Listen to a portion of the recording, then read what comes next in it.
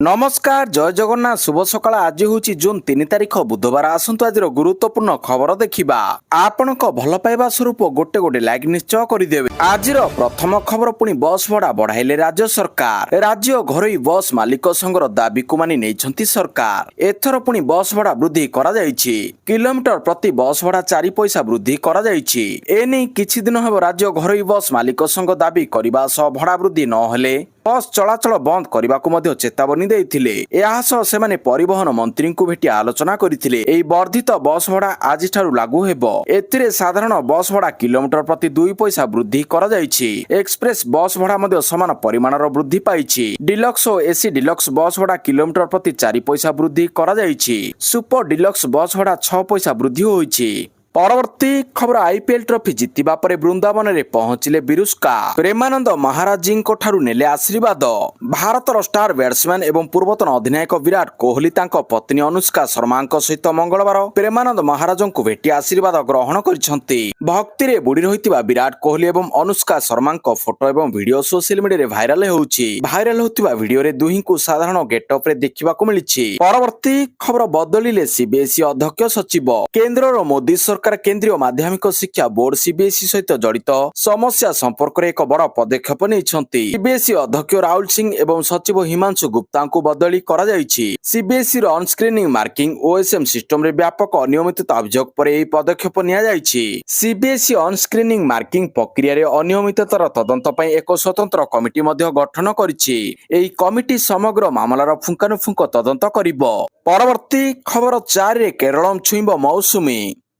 Asib वर्षा मिलिबा आश्वस्ति। पाणीपाग विभाग पक्षरु मिलिथिबा सूचना अनुसार दक्षिण पश्चिम मौसुमी वायु पई परिस्थिति अनुकूल हेउछि। यह जून 4 सुधा केरल रे पहुंचिबो बोली आशा करा जाउछि। भारतीय पाणीपाग विभाग पश्चिम एवं दक्षिण तमिलनाडुर 15 रु अधिक जिल्ला रे प्रबल वर्षा हेबा नै मध्ये सतर्क कराइछि। एही समय उत्तर भारत रे वर्षा द्वारा आश्वस्ति शेष हेबाकु जाउछि एवं परवर्ती सप्ताह रे प्रबल गरम हेबो। परवर्ती खबर बीजेपी रु इस्तीफा देले अन्ना मल्लाई। पूर्वतन तमिलनाडु बीजेपी राज्य सभापति के अन्ना मल्लाई मंगलवार दिन दलर राष्ट्रीय सभापति नीति नवीन को तांकर इस्तीफा पत्र प्रदान करिसंती। मिलिथिबा सूचना अनुसार अन्ना मल्लाई किछि मास मध्यरे निजर लोक आंदोलन आंचलिक राजनीतिक दल आरंभ करिवे। परवर्ती खबर सिमिलीपालरु आसिला खुशी खबर। 4 छुआ को जन्म देला बाघुणी जिन्नत। सिमिलीपालरु आसिला खुशी खबर। ओडिशार प्रसिद्ध सिमिलीपाल अभयारण्य रे पुणी आनंदर परिवेश सृष्टि होइछि। महाराष्ट्रर बाघुणी जिन्नत मा होइछि। 3 सप्ताह तले से 4टी छुआ को जन्म देइछि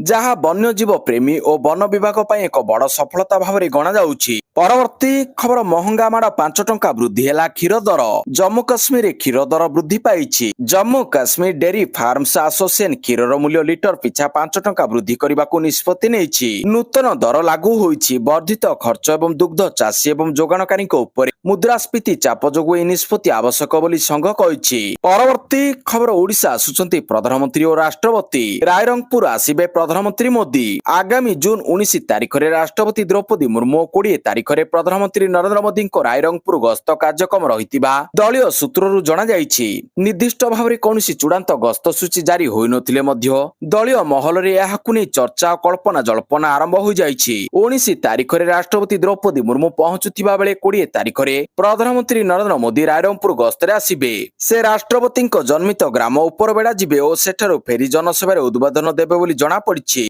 एही जनसभा 50,000 ऊर्ध्व लोकों समागम हेबाकु थिबारु सेथिपई रायरंगपुर सहर आखपाखर समस्त संभावित स्थान पई एबेठारु खोजाखोजी आरंभ हो जाइछि।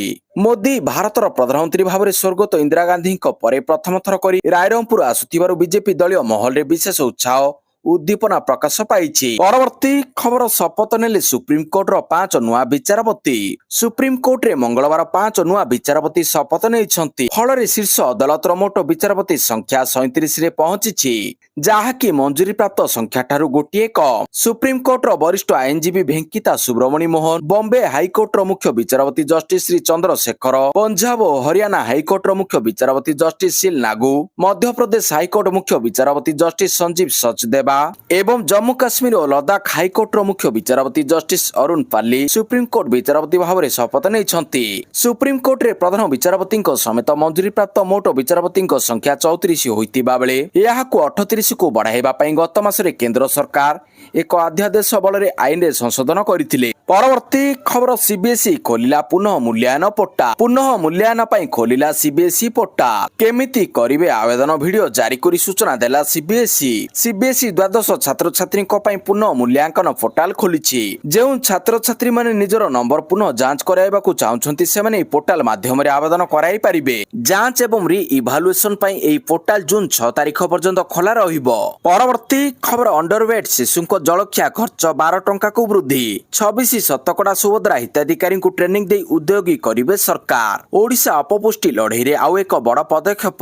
ଅଣ୍ଡରୱେଟ୍ ଶିଶୁଙ୍କ ଜଳଖିଆ ବାବଦ ଖର୍ଚ୍ଚକୁ ବୃଦ୍ଧି କଲେ ରାଜ୍ୟ ସରକାର। ଜଳଖିଆ ଖର୍ଚ୍ଚ 8ରୁ ବଢ଼ି 12 ଟଙ୍କା କରାଯାଇଛି। ଏଣିକି ଦୈନିକ ସେମାନଙ୍କୁ 8 ଟଙ୍କାର ଖାଦ୍ୟ ମିଳିବ। ରାଜ୍ୟରେ 35,000 ଶିଶୁ ସିଭିୟର ଅଣ୍ଡରୱେଟ୍ରେ ଅଛନ୍ତି। ଏହି ବାବଦରେ 126 କୋଟି 83 ଲକ୍ଷ ଟଙ୍କା ନିଜସ୍ୱ ପାଣ୍ଠିରୁ ବହନ କରିବେ ସରକାର। ଏହା ସହ ଶିଶୁ ଜୀବନର ପ୍ରଥମ 1000 ଦିନ ପୋଷଣ ଉପରେ ଆଧାରିତ ଡିଜିଟାଲ ବୁକଲେଟ୍ ଉନ୍ମୋଚନ କରିଛନ୍ତି ଉପମୁଖ୍ୟମନ୍ତ୍ରୀ ପ୍ରଭାତୀ ପରିଡ଼ା। ଯେଉଁଥିରେ ମା ପେଟରେ 270 ଦିନ ଏବଂ ଜନ୍ମରୁ 2 ବର୍ଷ ପର୍ଯ୍ୟନ୍ତ ପୋଷଣ ପୁରା ତଥ୍ୟ ରହିଛି। ଏହି ଅବସରରେ ଉପମୁଖ୍ୟମନ୍ତ୍ରୀ କହିଛନ୍ତି ମାମାନେ ଏହି ବୁକଲେଟ୍ ଜରିଆରେ ସଚେତନ ହେଲେ ପ୍ରସବ ଜନିତ ସମସ୍ୟା ହଟିବ, ଯାହାଦ୍ୱାରା ଓଡ଼ିଶାକୁ 2036 ସୁଦ୍ଧା ପୋଷଣ ମୁକ୍ତ କରିବାରେ ସହାୟକ ହେବ। ଅପପୁଷ୍ଟି ମୁକ୍ତ ଓଡ଼ିଶା ଗଠନ ପାଇଁ ବିଭାଗ ମିଶନ ମୋଡରେ କାମ କରୁଛି। ସେହିପରି ସୁଭଦ୍ରା ଯୋଜନା ନେଇ ଉପମୁଖ୍ୟମନ୍ତ୍ରୀ କହିଛନ୍ତି ଯେ 26% ସୁଭଦ୍ରା ହିତାଧିକାରୀଙ୍କୁ ଅପସ୍କିଲିଂ ଟ୍ରେନିଂ ଦେଇ ନିଯୁକ୍ତି ଏବଂ ଉଦ୍ୟୋଗୀ କରିବେ ସରକାର। 21ରୁ 35 ବର୍ଷ ପର୍ଯ୍ୟନ୍ତ ହିତାଧିକାରୀଙ୍କୁ ଏହି କାର୍ଯ୍ୟକ୍ରମରେ ସାମିଲ କରାଯିବ। ଏହା ସହ କେନ୍ଦ୍ର ସରକାରଙ୍କ ସେଲ୍ଫ ହେଲ୍ପ ଉଦ୍ୟୋଗୀ ଯୋଜନାରେ ପ୍ରତିବର୍ଷ ଲକ୍ଷେ ମହିଳାଙ୍କୁ ସାମିଲ କରାଯିବ। ପରବର୍ତ୍ତୀ ଖବର ରାଷ୍ଟ୍ରପତି ଏବଂ ପ୍ରଧାନମନ୍ତ୍ରୀଙ୍କ ଗସ୍ତକୁ ନେଇ ଉଚ୍ଚସ୍ତରୀୟ ବୈଠକ। ସୁରକ୍ଷା ବ୍ୟବସ୍ଥା ଉପରେ ସ୍ୱତନ୍ତ୍ର ଦୃଷ୍ଟି ଦେବାକୁ ମୁଖ୍ୟମନ୍ତ୍ରୀଙ୍କ ନିର୍ଦ୍ଦେଶ। ଆସନ୍ତା 20 ତାରିଖରେ ଓଡ଼ିଶା ଗସ୍ତରେ ଆସୁଛନ୍ତି ରାଷ୍ଟ୍ରପତି ଦ୍ରୌପଦୀ ମୁର୍ମୁ ଏବଂ ପ୍ରଧାନମନ୍ତ୍ରୀ ନରେନ୍ଦ୍ର ମୋଦି। ରାଜ୍ୟ ସରକାରଙ୍କ 2 ବର୍ଷ ପୂର୍ତ୍ତି ଅବସରରେ ମୟୂରଭଞ୍ଜ ଜିଲ୍ଲା ରାଇରଙ୍ଗପୁରଠାରେ ଆୟୋଜିତ କାର୍ଯ୍ୟକ୍ରମରେ ଯୋଗ ଦେବାକୁ ସ୍ୱୀକୃତି ପ୍ରଦାନ କରିଛନ୍ତି। ଏହି କାର୍ଯ୍ୟକ୍ରମର ସଫଳ ରୂପାୟନ ପାଇଁ ମଙ୍ଗଳବାର ଲୋକସଭା ଭବନଠାରେ ମୁଖ୍ୟମନ୍ତ୍ରୀ ମୋହନ ଚରଣ ମାଝୀଙ୍କ ଅଧ୍ୟକ୍ଷତାରେ ଏକ ଉଚ୍ଚସ୍ତରୀୟ ବୈଠକ ଅନୁଷ୍ଠିତ ହୋଇଯାଇଛି। ସଭାରେ ଯୋଗ ଦେଉଥିବା ସାଧାରଣ ଲୋକଙ୍କ ପାଇଁ ସୁବିଧା ପର୍ଯ୍ୟାପ୍ତ ପାର୍କିଂ ବ୍ୟବସ୍ଥା ପାଇଁ ଉପସ୍ଥିତ ଅଧିକାରୀମାନଙ୍କୁ ନିର୍ଦ୍ଦେଶ ଦେଇଥିଲେ। ଯେହେତୁ ଉଭୟ ରାଷ୍ଟ୍ରପତି ଓ ପ୍ରଧାନମନ୍ତ୍ରୀ ଏହି କାର୍ଯ୍ୟକ୍ରମରେ ଯୋଗ ଦେଉଛନ୍ତି, ତେଣୁ କାର୍ଯ୍ୟକ୍ରମକୁ ସୁଚାରୁ ରୂପରେ ଆୟୋଜନ କରିବା ପାଇଁ ଗୁରୁତ୍ୱ ପ୍ରକାଶ କରିଛନ୍ତି ମୋହନ ମାଝୀ। ସେଥିପ୍ରତି ସ୍ୱତନ୍ତ୍ର ଦୃଷ୍ଟି ଦେବାକୁ ଅଧିକାରୀମାନଙ୍କୁ ନିର୍ଦ୍ଦେଶ ଦେଇଛନ୍ତି। ପରବର୍ତ୍ତୀ ଖବର ଟ୍ରମ୍ପଙ୍କ ବଡ଼ ଘୋଷଣା, ଇସ୍ରାଏଲ ହିଜବୁଲା ମଧ୍ୟରେ ହେବ ଯୁଦ୍ଧବିରତି। ଟ୍ରମ୍ପଙ୍କ ବଡ଼ ଘୋଷଣା, ଇସ୍ରାଏଲ ଓ ହିଜବୁଲା ମଧ୍ୟରେ ହେବ ଯୁଦ୍ଧବିରତି, ବନ୍ଦ ହେବ ଗୁଳି ବିନିମୟ। ମଧ୍ୟପ୍ରାଚ୍ୟରେ ଚାଲିଥିବା ଭୟଙ୍କର ସଂଘର୍ଷ ମଧ୍ୟରେ ଆଶ୍ୱସ୍ତିକର ଖବର ସାମ୍ନାକୁ ଆସିଛି।